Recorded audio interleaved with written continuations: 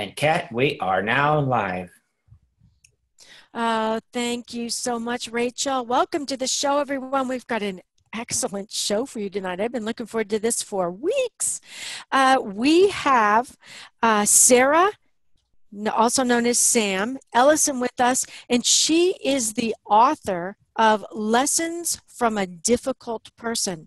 How many times have we met difficult people? Or, this is my favorite, you're told you are a difficult person. I've had my mother tell me that often, and we're going to get into that later on in the show.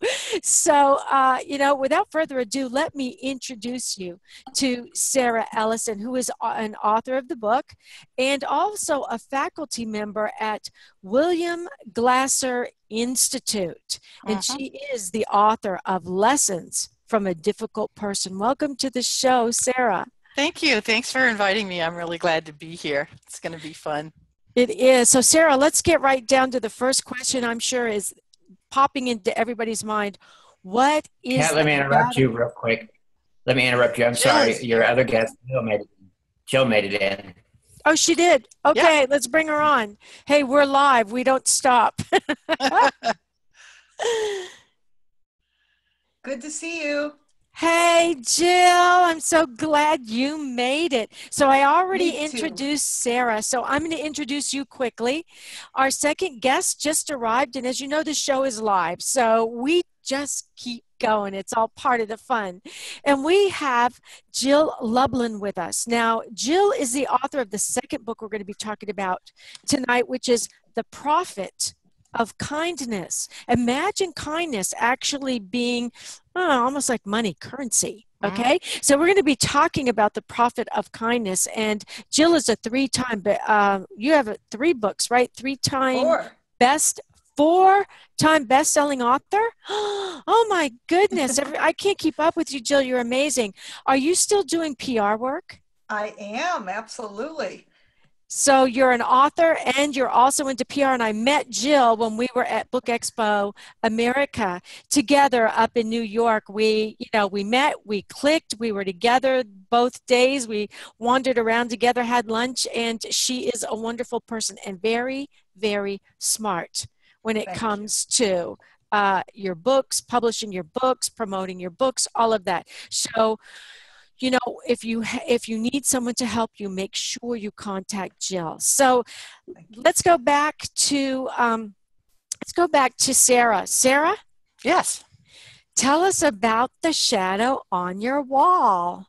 Oh, when I moved into my condo, the week before I moved in, my son, who was 16 at the time, he and his friend painted that silhouette. And so I haven't been able to paint it off. He's about 40 now, so it's been a while. Oh my God, look at that little itty bitty teeny weeny waist. Yes. All that hair on. And a little tiny waist. Oh, yes, little boy. Okay. Well, thanks for asking. Yeah, I mean, when I first saw that, because it's funny, Sarah was saying to me, can you see the silhouette in the wall? And I thought, oh no, we're going to have a ghost story here, but it wasn't. It's her son. So Sarah, let's talk about personality traits. You have been called a difficult person. What are the personality traits of a difficult person? I think it's really an interesting question, excuse me, because I don't think there's anybody in the world that doesn't know a difficult person. So it's all of them. It's someone who is probably critical and negative and unyielding, doesn't listen, isn't willing to be wrong, you name it. That all the toxic habits, criticizing, blaming, complaining, punishing, bribing, using reward and punishment and control. Those are usually the difficult people in our lives. But everyone asks me, well, what's a difficult person? And my reaction, I don't say it, but I want to sort of say, well, you mean you don't have one? I mean, you're pretty unique. I know two people in my life who really don't have difficult people in their lives. Everybody else has got at least someone. Oh my goodness. And that's not really answering your question, but it's the best I can do. No, that was many of the traits. Absolutely. And so you were told you had those traits. Is that correct? Evidently, it was more of a what I was doing was really getting on everyone's nerves, and I was having a little sort of mini tantrum, looking for something in my office, and I've been stomping around in a cubicle environment, so you can imagine that it was very disconcerting. And my boss was a straight shooter, and I liked her very much, and she'd worked there about 4 months, and she said, when you do this thing that you do, and I said, I don't know what you're talking about. So she said, next time you do it, I'll tell you. So a couple of weeks later, I was looking for a brand new pair of glasses that I spent a lot of money on. And she said, what you're doing right now, it's driving us crazy. We can't get our work done. You've got to stop it. And I said, well, what am I doing? And I honestly didn't know that what I was doing was anything unusual. It was something I'd been doing. I was 50 years old. I mean, I've been doing it a long time, and no one had ever said anything that ever made an impact on me.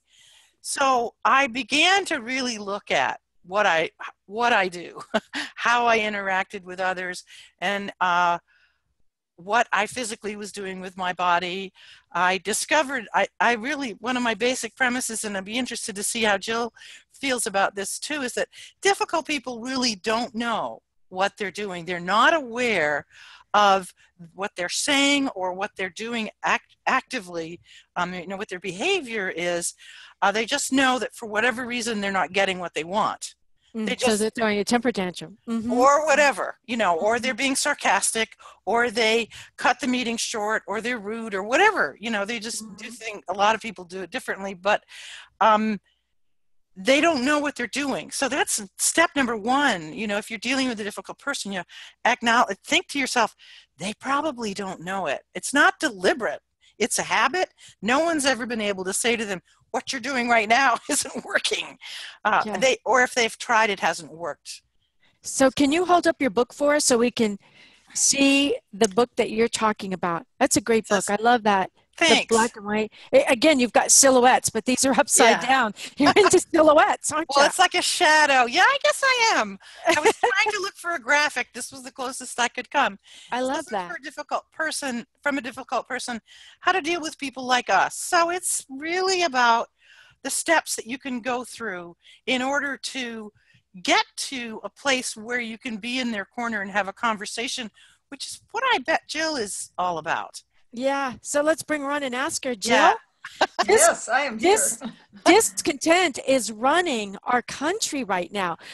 Everybody's become difficult people. We have so much difficulty in bullying. Bullying is one of the things that I read about in Sarah's book, how people who are difficult people were usually bullied, and then they become bullies and they become difficult. So, Jill, how can you help these people with kindness? So, well, we're not going to kill them with kindness, but we might want to think about it. So I've been being brought into corporations like Sarah's talking about to work with teams, because it's interesting. Companies are realizing so strongly that having teams that are kinder, companies are putting it in their mission statements and their annual reports now, that obviously they're more productive, they're more engaged, and they make more money for their products, for their people, and their customers are happier. So, it's interesting dealing with people who are difficult. First thing is, kindness is imperative. And that is, just like you were saying, Sarah, asking them, often they're unaware. So kindly letting somebody know what it is, what behavior they're doing, that they should have attention to, and that sometimes needs to stop. I mean, kindness is not always about rolling over. It's also about having boundaries, having policies, putting in place what you need, and kindly telling someone, hey, that doesn't work for me, or this is what I need. So I think that's really a key too, is in being kind, to be clear what it is you want and need, especially with difficult people, and then to know they may not be kind back. That doesn't mean you can't still be kind. I love that. I love that, Jill. Telling them kindly, being kind, taking the approach of the mature adult while the temper tantrum's going on, because if you start yelling at them, then you're going to get into a yelling screaming fest, and nobody's going to go anywhere, and the air is really going to be tense in that situation. So you're kind of de-escalating what's going on using kindness. And I love that idea. Can you hold your book up for us so we can Absolutely. Thank see you. it? Prophet of Kindness. Can you see it? Yes, I can. How to influence others, establish trust, and build lasting business relationships. And let me tell you something, a marriage is a business relationship. If you don't think it is, your children, everything, yes. Walking down the street. I mean, the truth is kindness is needed everywhere, and especially in these getting more unkind times with prejudice and hatred and upset and people on polar opposite sides. Listening is one of the key elements of kindness. I like the words "tell me more," "tell me more," "tell me what you mean by that." And the other truth is stop reacting. Especially to difficult people. I think sometimes no reaction really is the kindest thing to do. That means don't fire off that email, don't send that text, and don't even open your mouth sometimes. Just literally, slow it down. Mm-hmm. You want to respond. You don't want to react. So if you get a knee-jerk reaction, they're pushing your buttons, and that's one of the things that happens. They learn it in a family, and we're going to be talking about that in a minute. They learn to push buttons to get their way, to become so difficult that you go, okay, here, take it, just go away. So they take that learned behavior with them to the job site. Because let's face it, your family is your first job when you're 3 years old, 2 years old, when you learn how to throw that first temper tantrum in the store for that candy bar. That was right. The beginning. Yes. So, Sarah, let's start with you. And then I'm going to give the same question to you, Jill. We've got Mother's Day coming up. And one of the most difficult relationships we have, and one of the first relationships we have, is with our mothers.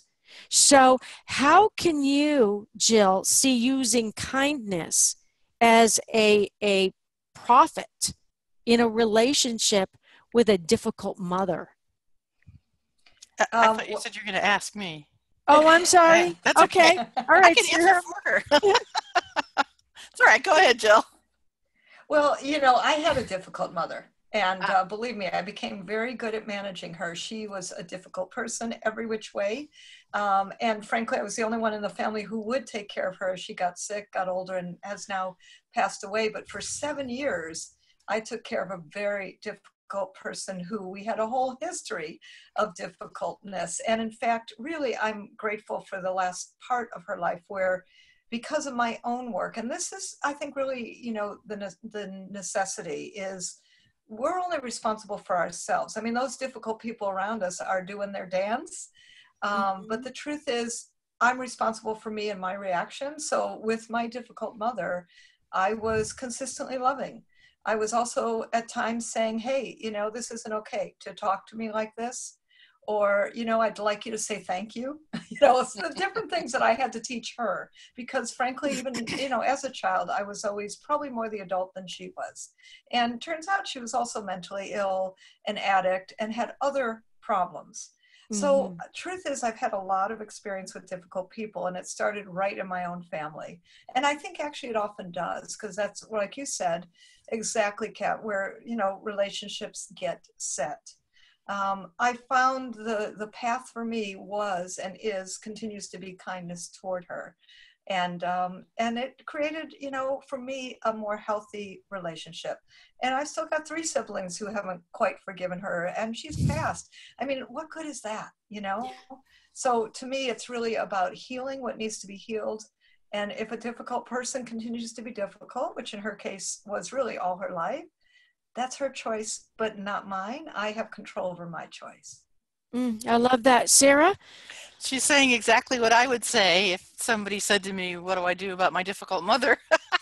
So, I mean, I was sitting here reflecting on the fact that the first book that I wanted to write was It's Okay to Be Nice to Each Other. That was that was the title. I never wrote it, but where our minds are thinking along the same lines.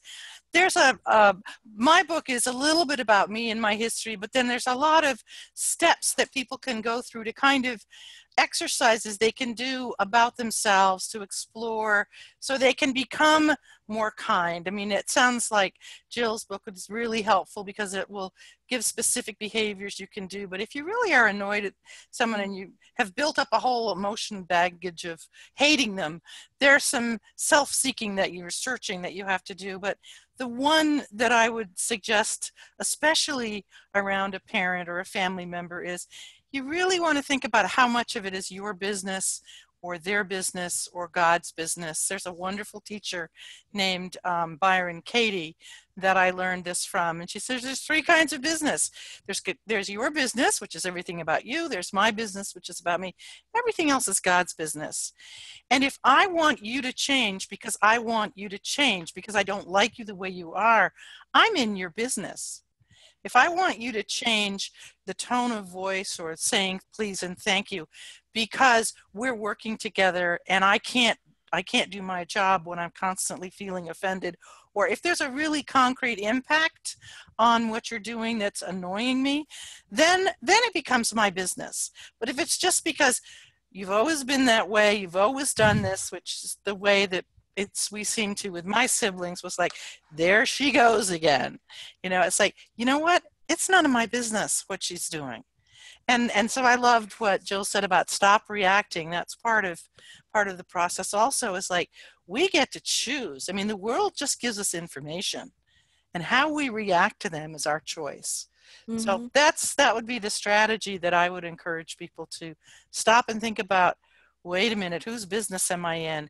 I won't say it's easy.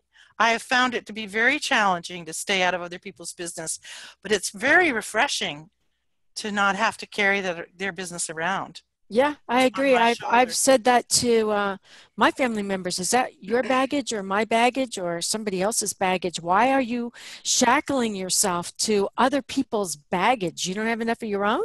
And so, it's good to kind of take a step back and go, do I really want to carry this or put it down? All you do is you just put it down. So, Jill, what do you suppose would be an incentive for someone to change and start using kindness in life? Well, I think sometimes either they're very affected by someone else's kindness. I have a coach, I believe in Invest in Mentors and Coaches, and I have to tell you, he wasn't the kindest person for a while. And then he was a great coach, but at a core, I knew he had a good heart, but it wasn't overly expressed in kindness. And then he was actually on a recognized TV show and had to actually help some people volunteer. And boy, I noticed huge changes. Now, that's an unusual circumstance, but I think that when you are met by other people's circumstances, or when someone else very kindly impacts you, then, you may change. I don't count on other people changing, though. I mean, most of us are past a certain age, fairly developed in personality traits. Mm-hmm. And so not counting on them kindly changing, terrific. But again, their reactions don't have to influence yours. And I think it's really always key to come kindly.